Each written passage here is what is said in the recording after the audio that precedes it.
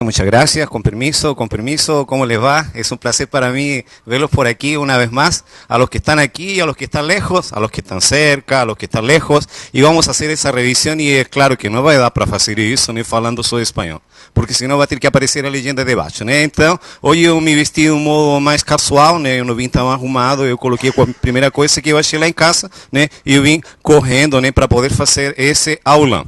Então, é um momento que a gente começa a conferir aquilo que é bem importante e aquilo que você não deve esquecer, porque com certeza isso vai cair na prova, né? E por isso que a gente se preparou e por isso que a gente estudou tanto, né?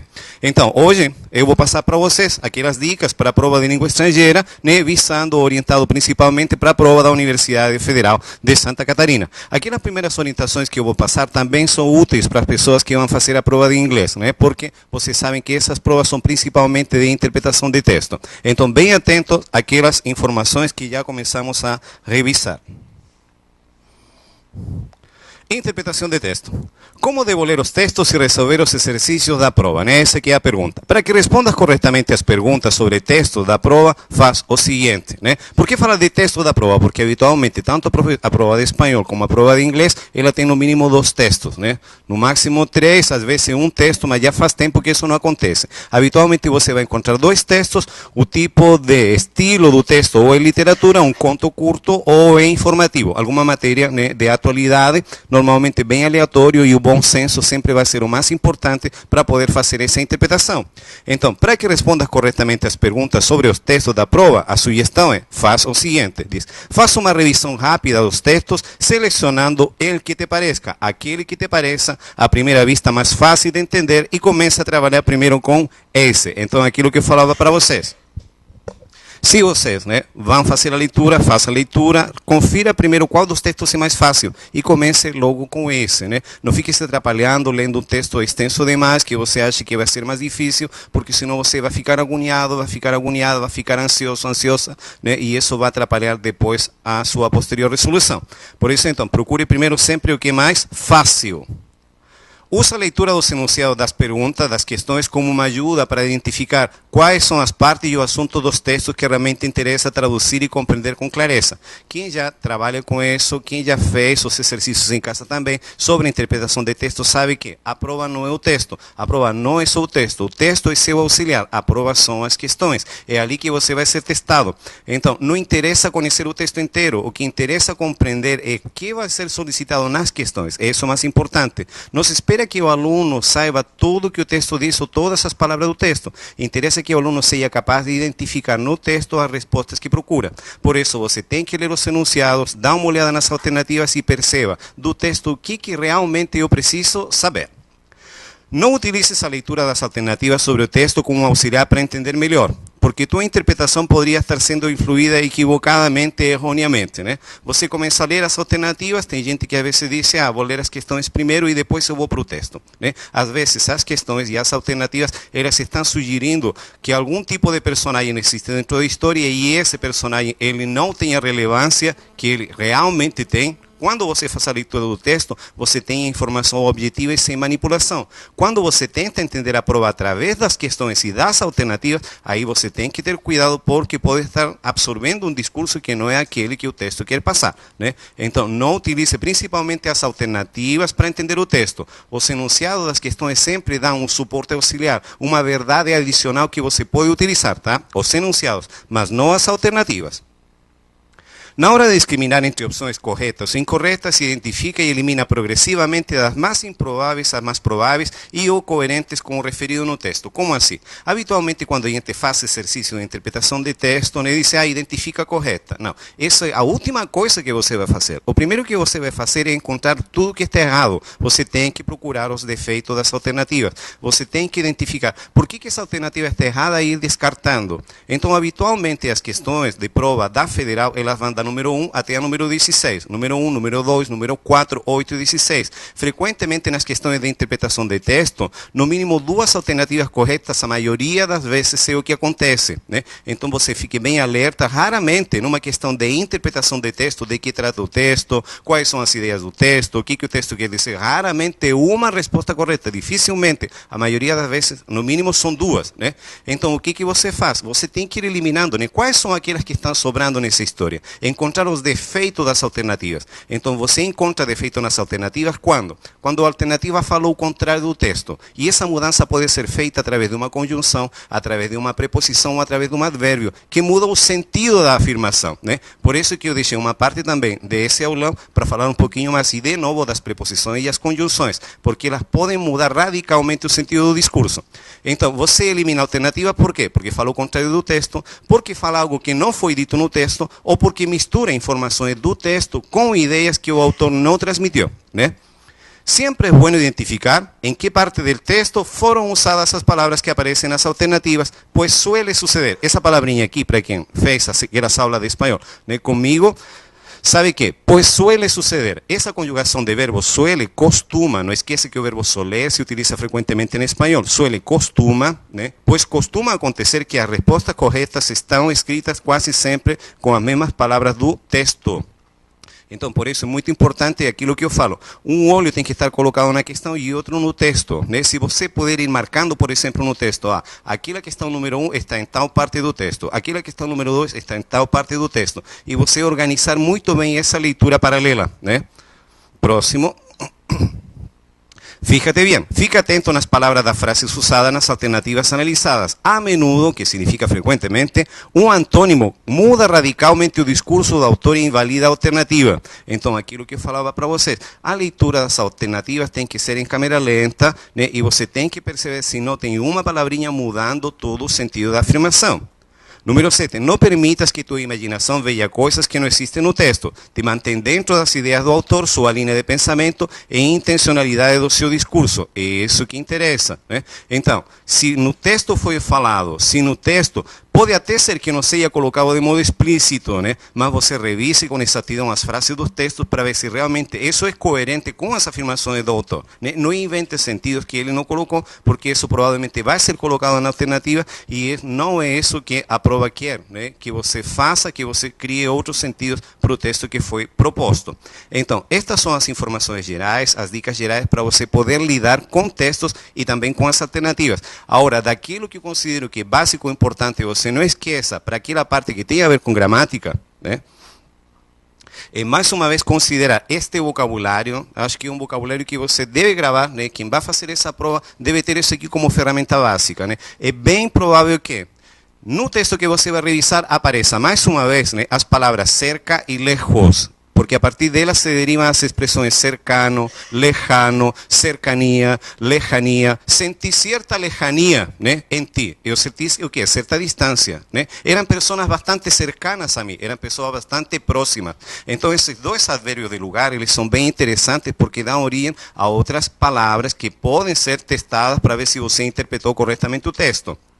Quando passei para vocês os advérbios de tempo, esse é um exercício básico, gramática básica, perguntar para os alunos dias da semana e saber, né, como se diz ou como se faz para poder identificar se hoje é tal dia, né? Que dia foi ontem? Como se fala ontem? Se fala ayer. Que dia foi anoche? Quando você escuta a palavra aqui, anoche, lembra daquela explicação. Quando coloco a palavra anoche e a letra A na frente, eu me refiro a ontem à noite. Então, são palavras bem exclusivas, são palavras que podem aparecer em prova. Por quê? Porque isso demonstra que o aluno realmente teve um preparo específico de aula de língua estrangeira espanhol. Não chegou na hora da prova, tá, eu acho que é a resposta. Não. Se você chega achando, aí que você vai confundir essas palavras. Isso aqui é um vocabulário básico de advérbios que você não pode esquecer. Não pode esquecer que temprano significa cedo.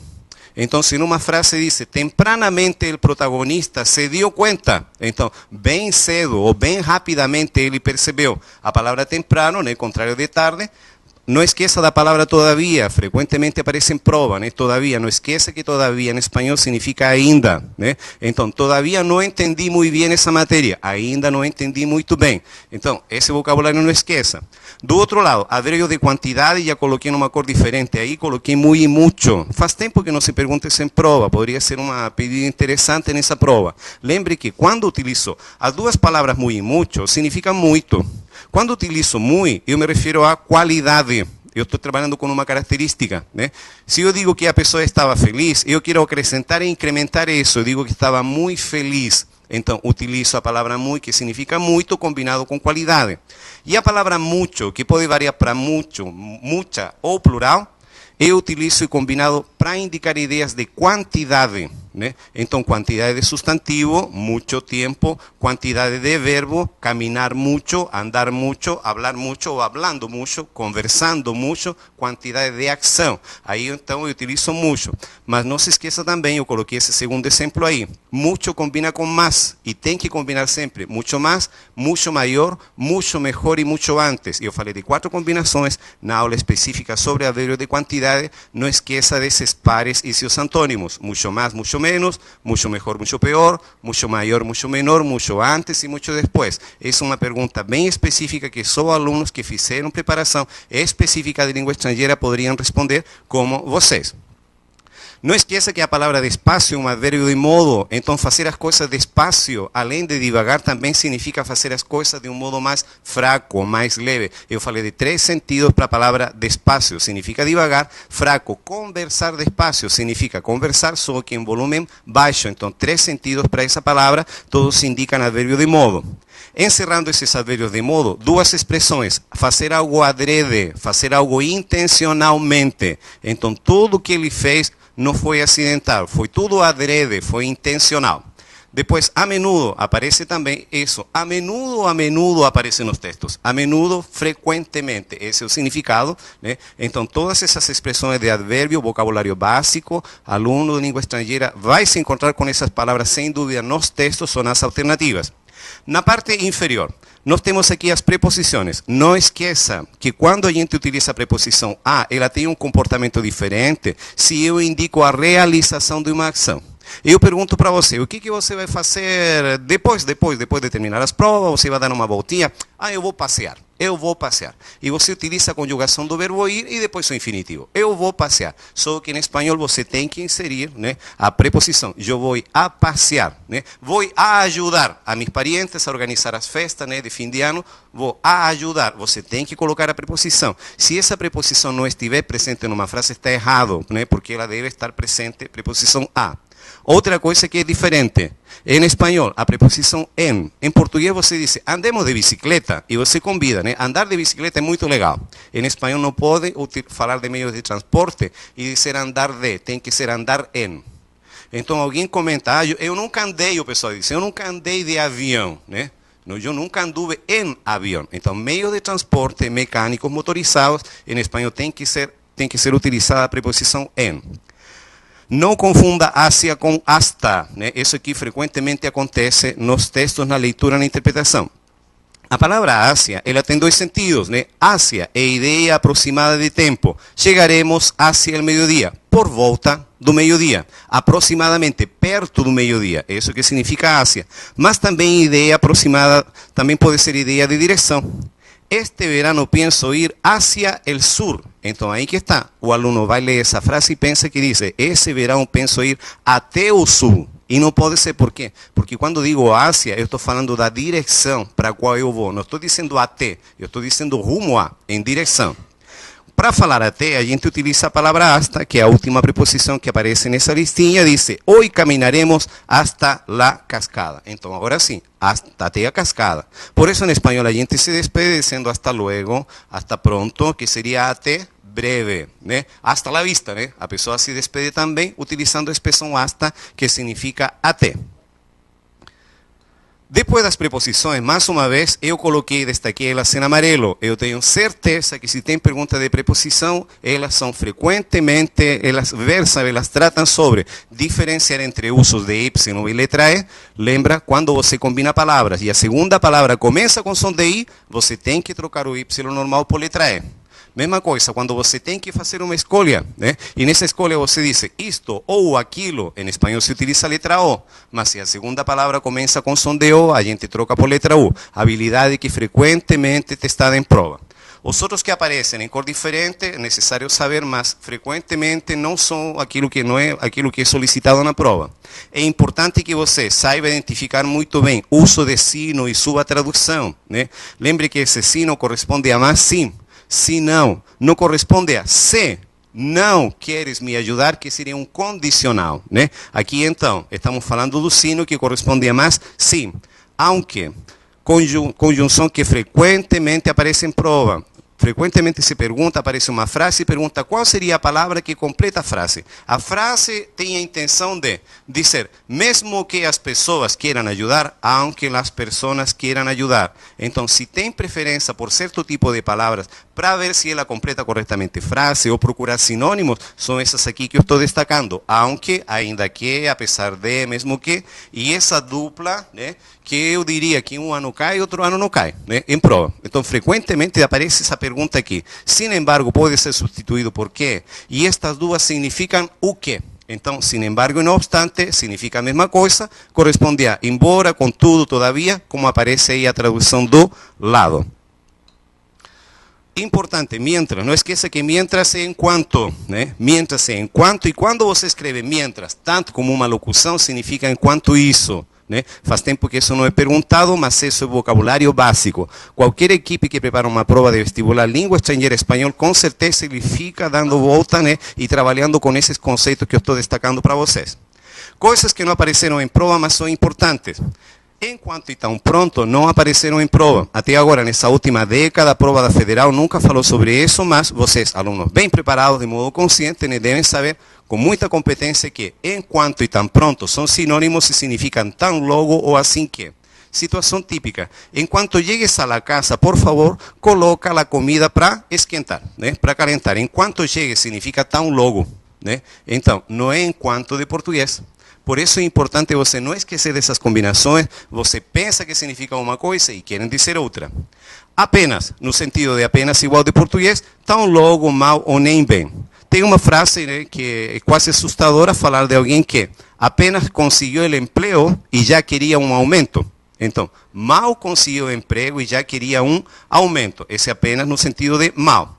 Luego, portanto, por consiguiente, semelhante em português, com que e assim que. Essas duas expressões, principalmente assim que, no sentido de maneira que, uma pessoa fala para outra, assim que mudasse de endereço, né? De maneira que mudasse de endereço. Não esqueça o si de condição que se escreve com SI. Si não queres ajudar-me, não é se, né? Em português se, em espanhol si. E sempre que também indica a ideia de condição. Os mais importantes são os que eu destaquei em amarelo, mientras e si. Por último, para ir encerrando, né? Não esqueça de dar uma olhada na listinha dos heterogenéricos. Palavras que mudam de gênero. Aqueles que eu destaquei aqui, então, você já tem a lista. Você, então, fica muito atento a palavras como árbol, color, origem, puente, dia da semana, paisaje. Palavras que terminam em age, todas são masculinas, né? Então, você escreve elas como masculinas, sendo que em português elas são femininas. Da listinha de palavras que em português são masculinas e que em espanhol ficam femininas, não se esqueça de costumbre, não se esqueça de rodilla, parte do corpo. Normalmente no texto aparece, estavam arrodillados. E pergunto, o que significa arrodillado? A palavra rodilla é joelho. Miel, leche, sangre e sal. Essas quatro palavras, substâncias, né? Então são femininas. E por último, aquele nosso dicionário de palavras que parece que significam uma coisa e querem dizer outra, né? Não esqueça de apelido, cachorro, copo, cuello, embaraçada, largo. A lista que você tem na apostila, ela é mais extensa, né? Aqui você tem os principais, aqueles que mais caíram em prova: oficina, rato, rojo, sítio, taller, taça, todavia e vaso. São aqueles que frequentemente aparecem em prova. Finalmente, então, fica o meu desejo, a minha vontade, né, a minha expectativa de que vocês tenham um lindo futuro na universidade. E quando chegue aquele tempo, daquela canseira, daquela vontade de desistir, daquele momento que você se encontra entupido de trabalho e tal, não esqueça, por favor, o seguinte: a vontade para estudar nasce do desejo de aprender. E o desejo de aprender dá vontade de crescer. Então, se você nunca esquece isso aí, você nunca vai achar ruim ter que ficar estudando. Muito obrigado, muito sucesso. Estamos apoiando vocês com nosso coração. Abraço.